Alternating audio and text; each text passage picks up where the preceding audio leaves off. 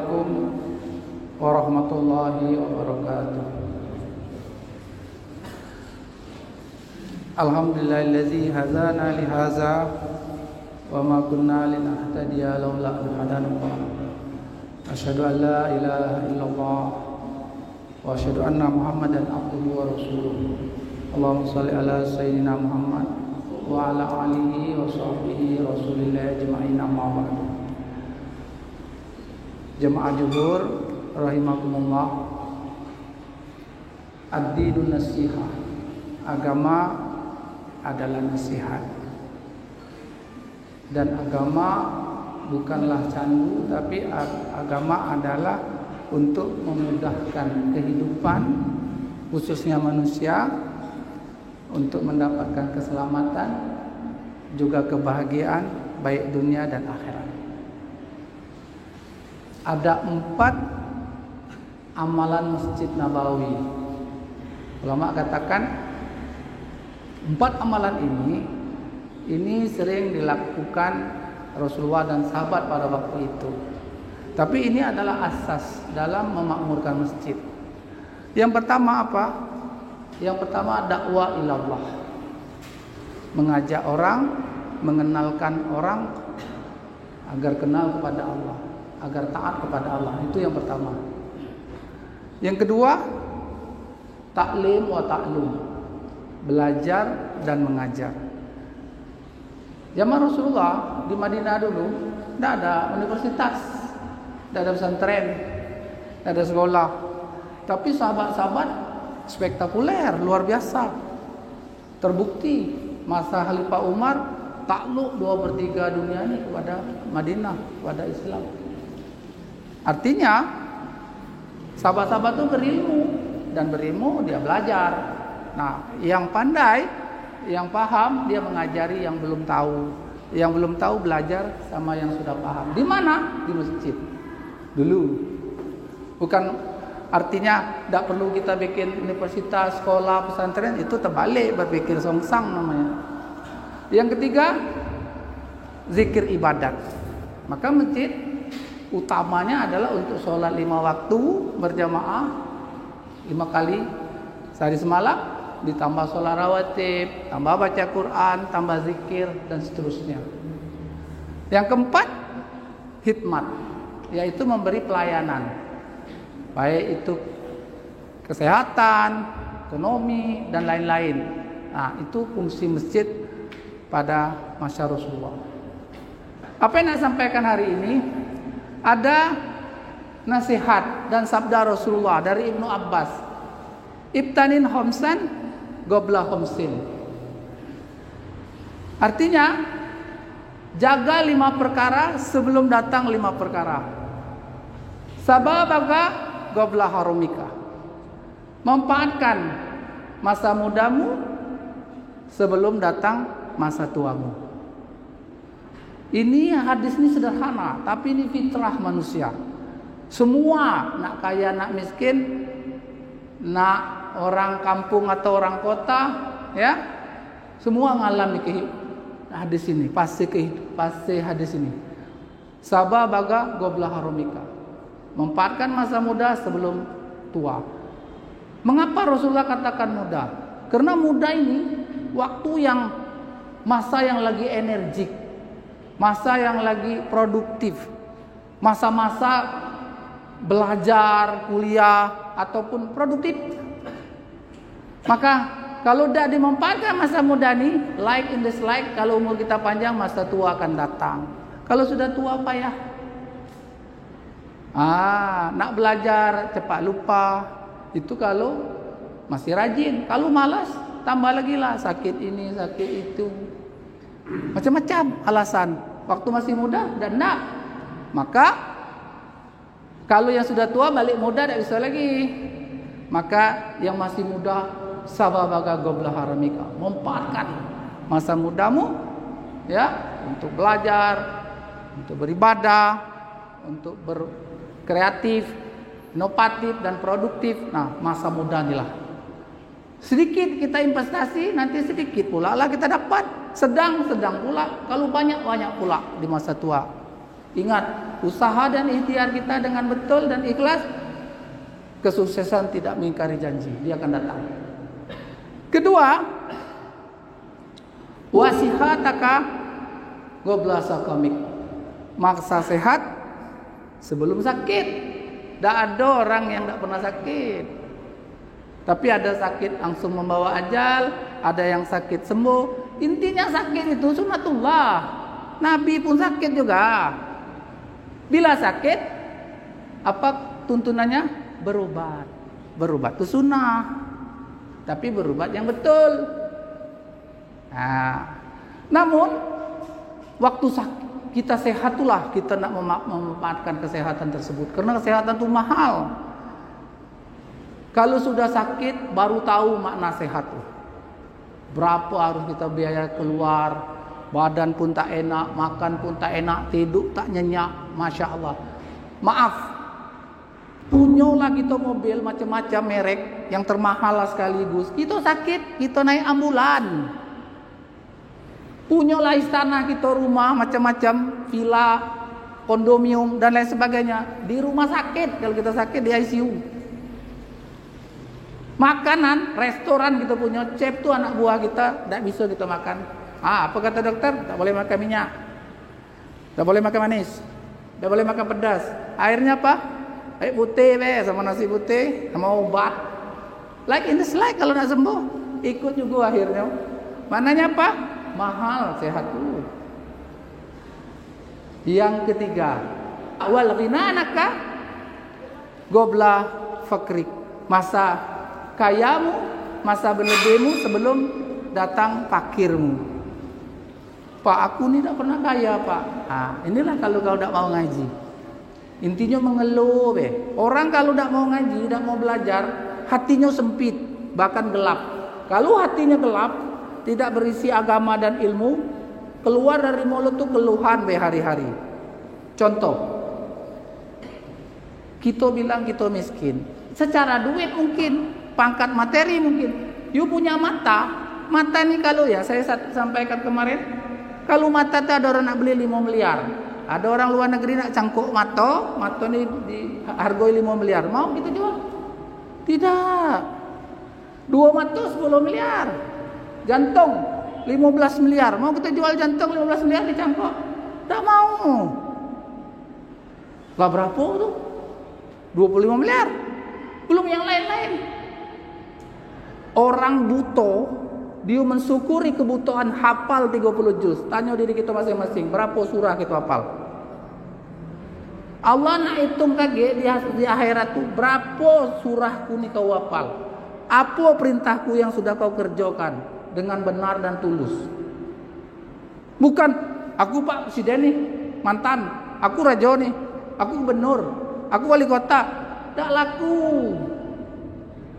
Ijazah S3 profesor tak masuk kubur. SK presiden, RK menteri tak masuk kubur. Yang masuk kubur apa? KMOT. Itu pun kalau matinya normal. Apalagi yang masuk kubur tuh? Apa? Iman dan amal kita. Bini tinggal, lah kawin pula dia. Anak yang kita biayai, kita investasi, tak mau ikut.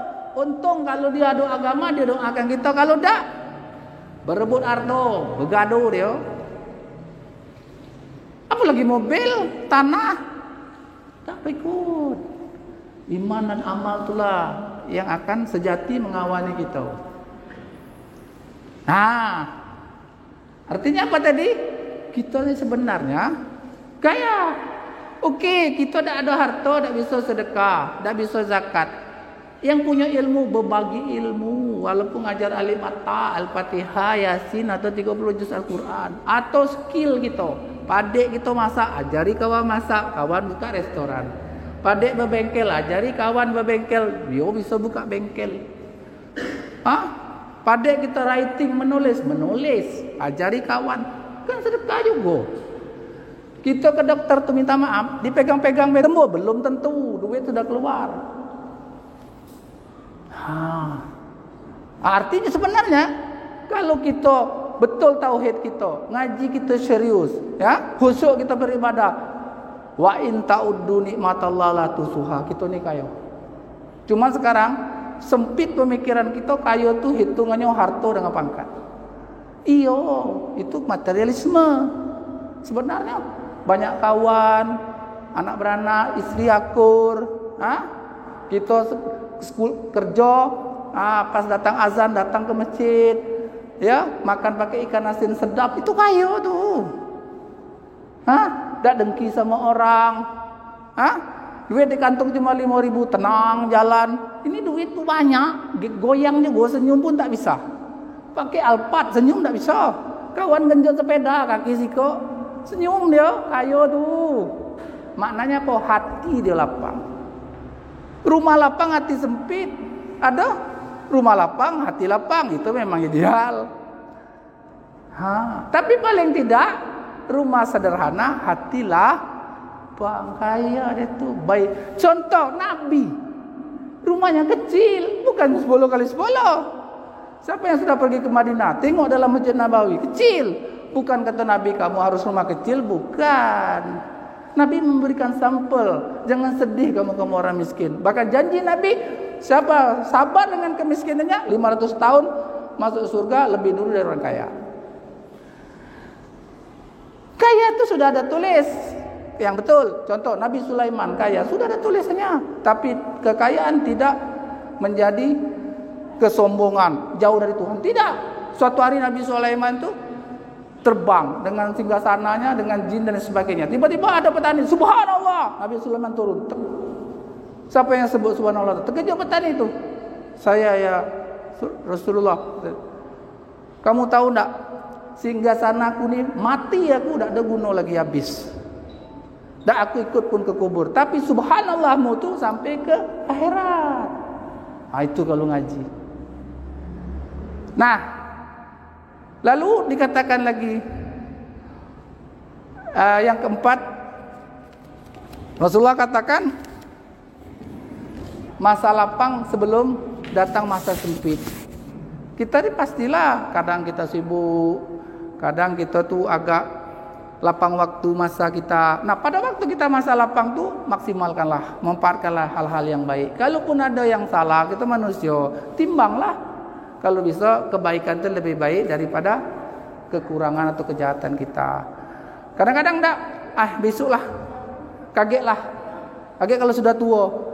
Enggak ada jaminan kita sampai Jumat hidup. Masya Allah. Kagetlah kalau aku banyak duit. Sudah. Kalau kita dah banyak duit, yang sikit. Duit ada misalnya 50.000, sedekah 5.000. Yang mampu masuk masjid. Tak ada duitnya Pak, nyampu masjid. Tak juga senyum sama orang, tegur, Pak Ustaz, apa kabar? Dek, apa kabar? Ini tak negur pun tak, senyum tak. Sudah buntu, miskin, tak mau puluk senyum sama orang. Tinggal pun numpang di kampung orang ngontrak. Awaklah ngontrak di kampung orang, senyumlah dengan orang tu, Pak Ji, apa kabar? Dek, dia tak balas, sudahlah, gitulah dapat pahala. Suatu hari dia bilang, baik nian budak yang baru pindah ni. Tegur dia. Saya tengok, susah. Dahlah, kuih itu antar rumah dia kuih. Ini ada tegur orang. Lokek nian orang ni tak ngasih kuih, kau negur orang dak. Orang berbagi kuih, kau nak minta duluan. Memang otak di mana letak. Terakhir, wahayataka qabla mautik. Mati tak nunggu tua, tak nunggu sakit. Mati bicara ajal. Kalau sudah sign Allah sampai ajal, angkat, bungkus. Waktu ditimbang-timbang masih kecil, besar pesawat jatuh, tinggal lebih lah. Tak sempat berpesan. Cuman hebatnya Allah ni, mangqala la ilaha illallah alam mukhlisun lahul jannah. Mangqala la ilaha illallah. Contoh, coba pegang bibir kita ni. Panggil nama kita, tak bisa. Nama saya Ansari, panggil Ansari, tak bisa. Tapi kita sebut la ilaha illallah, bibir kita pegang, bisa. La ilaha illallah, la ilaha illallah. Kuasa Allah. Panggil, pegang bibir kita masing-masing, panggil nama kita masing-masing, tak bisa. Apalagi nama bini kita, nama anak kita, tak bisa. Tapi sebut la ilaha illallah Isa, la ilaha illallah. Maknanya apa? Dikala kita akhir ayat nanti disunnahkan, dianjurkan. Apa ucapan terakhir? La ilaha illallah. Muhammadun tiada Tuhan selain Allah yang berhak disembah Nabi Muhammad utusan masuk surga. Masuk surga. Dosa ditimbang. Tapi kalau itu tidak ada, komunis dia tuh, tidak mengakui Tuhan, dia tuh ateis, habis selama-lamanya. Walal akhir khairu abqa. Selama-lamanya susah. Kau orang terakhir yang masuk surga itu siapa? Walaupun dosa dia banyak, berzina, dia mabuk, dia maling, dia berjuta tahun mungkin di neraka itu kata Rasulullah, dia berdoa, lahir Allah putuskan minta malaikat Malik angkat dia tu. Maka orang-orang neraka tu kaget, kenapa dia ni masuk surga? Dia walaupun dosa dia banyak, berzina, pemabuk, berjudi, korupsi, dalam hati itu masih ada kalimah la ilaha illallah Muhammadur Rasulullah. Itu penting. Kita jangan mau macam tu. Surganya mau tapi jangan digoreng dulu. Coba Bapak ambil lilin, kompor, taruh jempol. Jadi kalau bisa kita janganlah masuk ke neraka dulu, mampir langsunglah. Nah, oleh sebab itu tidak ada kata lain, perbanyaklah tingkatkan iman, perbanyaklah amal soleh kita masa di dunia jadi tabungan kita, dan kita mintalah kalau last kita nanti akhir hayat kita tadi dapat mengucapkan la ilaha illallah Muhammad Rasulullah. Mudah-mudahan kita husnul khotimah. Inilah yang dapat kami sampaikan. Mudah-mudahan bermanfaat.